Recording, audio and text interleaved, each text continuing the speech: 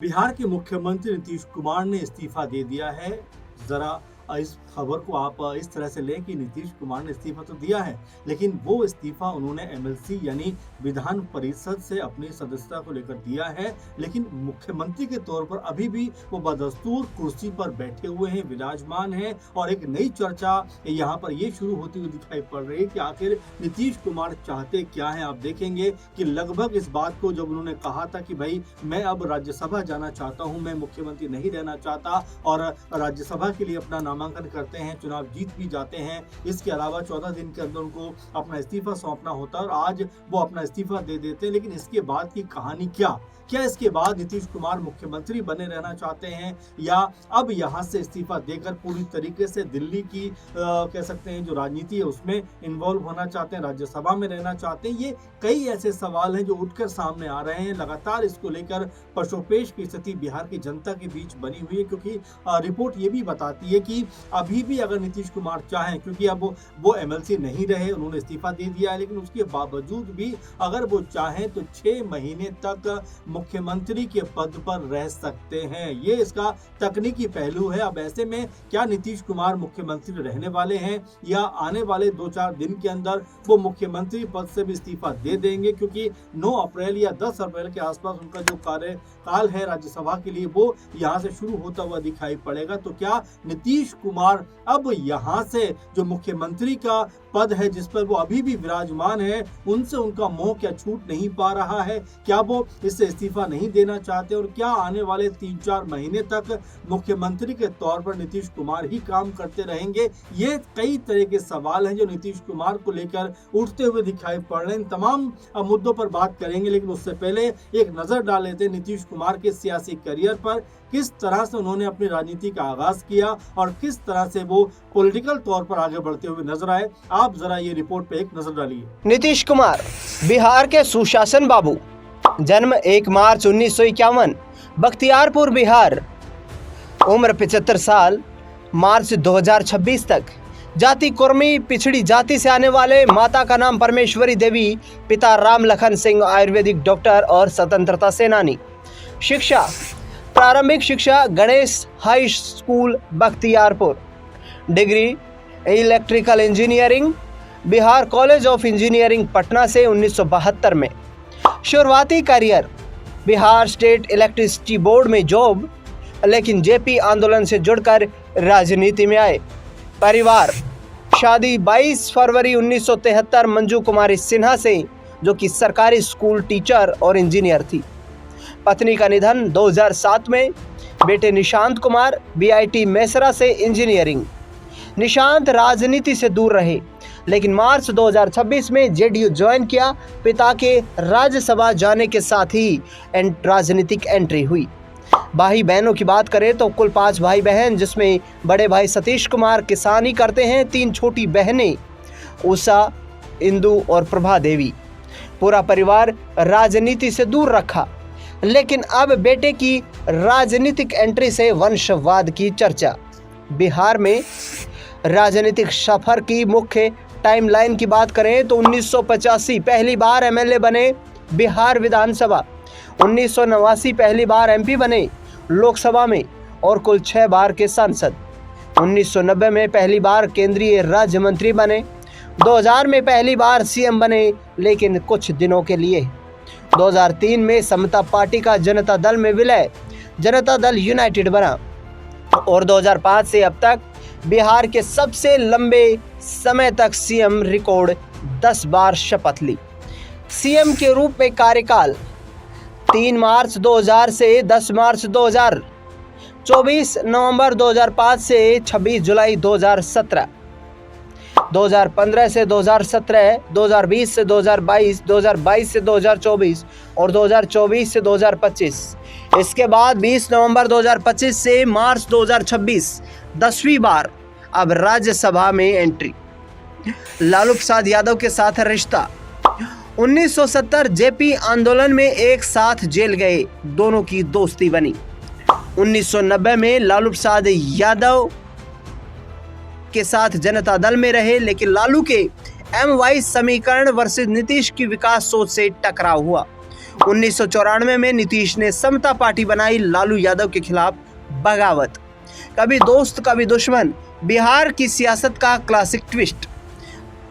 विशेष बातें, विकास और सुशासन के लिए मशहूर, कभी परिवारवाद का विरोधी, लालू पर आरोप लगाते थे, लेकिन 2026 में बेटे निशांत की जेडीयू में एंट्री, खुद पर वंशवाद का आरोप।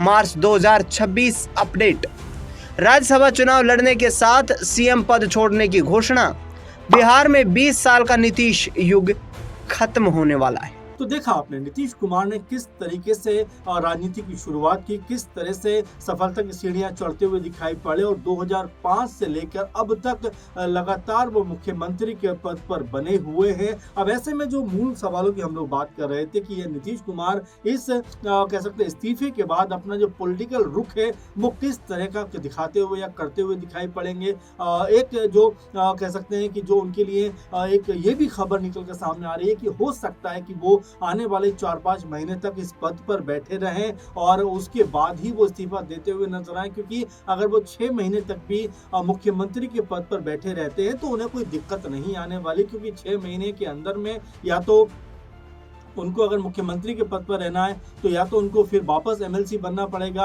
विधान सभा का चुनाव लड़ना पड़ेगा, यानी एक तरीके से दोनों सदनों में से किसी एक का सदस्य होना पड़ेगा। लेकिन अगर वो राज्यसभा में ही रहना चाहते हैं तो फिर उनको 6 महीने के आसपास तक अपने पद यानी मुख्यमंत्री के की कुर्सी से उनको हटना पड़ेगा, इस्तीफा देना पड़ेगा। लेकिन क्या नीतीश कुमार इस मूड में है? क्योंकि जिस तरीके से उन्होंने ये बात लगभग 20-25 दिन पहले कही थी, यानी लगभग महीना भर मान के अगर चला जाए, लेकिन उसके बावजूद भी अभी तक उनके अंदर से मुख्यमंत्री पद का जो मोह है वो छूटता हुआ दिखाई नहीं पड़ रहा है। लगातार उसी कुर्सी पे जमे हुए कई जो राजनीति के जानकार हैं वो ये तक कहते हैं कि भाई नीतीश कुमार जी, जब आपने तय कर लिया है कि मुझे राज्यसभा जाना है, मुझे एक तरीके से जो बिहार की राजनीति है, जो मुख्यमंत्री पद की कुर्सी है, मुझे वो नहीं चाहिए, तो आखिर आप उससे इस्तीफा क्यों नहीं दे रहे? क्यों जो एक कुर्सी के ऊपर आप पूरी तरह से चिपक कर बैठे हुए, क्यों उसके ऊपर विराजमान है? क्योंकि अगर आप समय से पहले कह सकते हैं इस चीज को खाली करेंगे तो जो नया मुख्यमंत्री होगा, जो जिसके ऊपर भी मोहर लगेगी,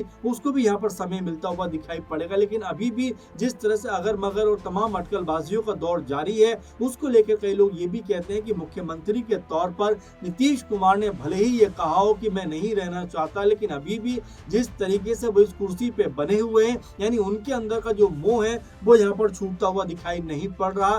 कल रात भी नीतीश कुमार ने एक बैठक बाकायदा बुलाई जिसमें कई कह सकते हैं जेडीयू के बड़े नेता इसमें शामिल हुए हैं। जो कार्यकारी अध्यक्ष संजय झा वो इसमें आए हैं, विजय कुमार यहाँ पर नजर आए हैं, अशोक चौधरी यहाँ पर दिखाई पड़े, यानी कि कई दिग्गज जो नेता हैं वो यहाँ पर जो उनके साथ मीटिंग करते हुए नजर आए। इसके अलावा मोकामा से जो विधायक है अनंत सिंह वो भी यहाँ पर दिखाई पड़े हैं, उनसे भी मुलाकात हुई। और ये अनंत सिंह वही अनंत सिंह हैं जिन्होंने जेल से निकलने के बाद सबसे पहली बात कही थी कि अब यहाँ से निशांत कुमार को मुख्यमंत्री बनाया जाना चाहिए। और कल जब नीतीश कुमार से मिलते हैं तो क्या ये मानकर चला जाए कि नीतीश कुमार के बाद बिहार की जो गद्दी है, कुर्सी है, मुख्यमंत्री पद का जो ओहदा है वो यहाँ पर निशांत कुमार संभालते हुए दिखाई पड़ सकते, क्योंकि एक सुर में कई लोगों ने ये बात कही थी कि भाई जो निशांत है उनको यहाँ पर मुख्यमंत्री बनना चाहिए। आपको बताए चले जो पूर्व सांसद आनंद मोहन, उन्होंने भी ये बात कही थी कि भाई मुख्यमंत्री जो है वो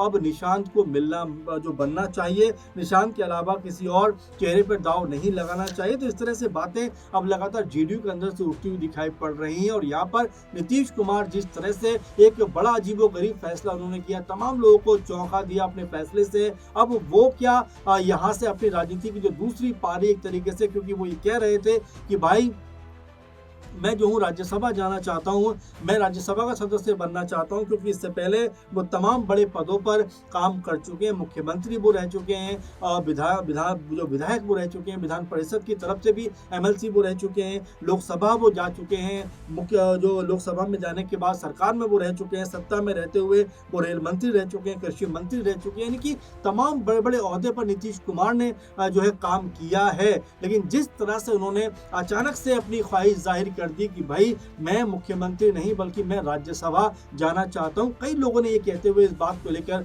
हैरानी अपनी जाहिर की कि भाई एक डीआईजी क्या वापस पुलिस कांस्टेबल के रूप में काम करना चाहता है, पुलिस वाले के रूप में काम करना चाहता है, क्या वो इंस्पेक्टर के रूप में काम करना चाहता है? यानी कि अपने पद को लेकर हर कोई चाहता है कि उसको प्रमोशन मिले, लेकिन यहाँ पर नीतीश कुमार उल्टा ही करते हुए नजर आते हैं। वो कहते हैं नहीं भाई मुझे राज्यसभा जाना है, वहां बैठकर मुझे काम करना है। तो ये तमाम जो मसले हैं, तमाम जो बातें हैं, इसका कोई भी सटीक उत्तर, कोई सटीक जवाब नीतीश कुमार की तरफ से नहीं मिल पाया। हालात तो यहाँ तक हो गए कि जो विरोधी खेमे थे, विपक्षी दल थे, वो तक इस बात को लेकर हैरानी जताते हुए नजर आए कि ये वही नीतीश कुमार है जो 25 से 30 फिर नीतीश की नारे लगाते थे, नीतीश कुमार की बातें करते थे। 3 महीने के अंदर ही इनका पद से कैसे मोह भंग हो जाता है, इस बात को लेकर भी कुछ स्पष्टीकरण होना चाहिए। यानी एक तरीके से नीतीश कुमार घिरे हुए विपक्षी दलों से नजर आते हैं। वहीं अगर अपने दल की बात करें तो जेडीयू के तमाम नेता, चाहे ललन सिंह हो, चाहे नीरज कुमार हो, चाहे और तमाम लीडर्स हो, एक सुर में ये बात कहते हुए दिखाई पड़ते हैं कि भाई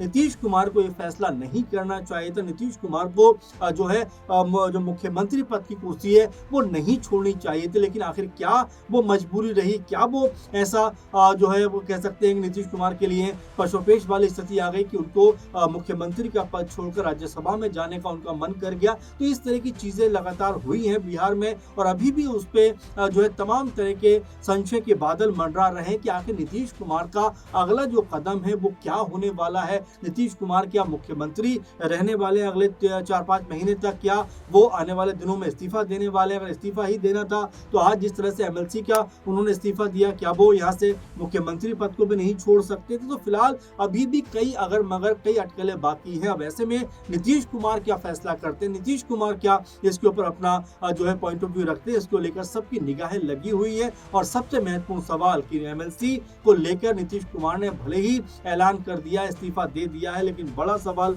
अभी भी ये बना हुआ है कि आखिर मुख्यमंत्री के पद से नीतीश कुमार इस्तीफा कब देंगे। इसको लेकर आप क्या सोचते हैं जरूर कमेंट करिए और बताइए नीतीश कुमार का फैसला कितना सही था, कितना तर्कसंगत था। आप अपने विचार जरूर साझा करें। फिलहाल इस कार्यक्रम में इतना ही। आप लगातार हमारे साथ बने रहें। नमस्कार।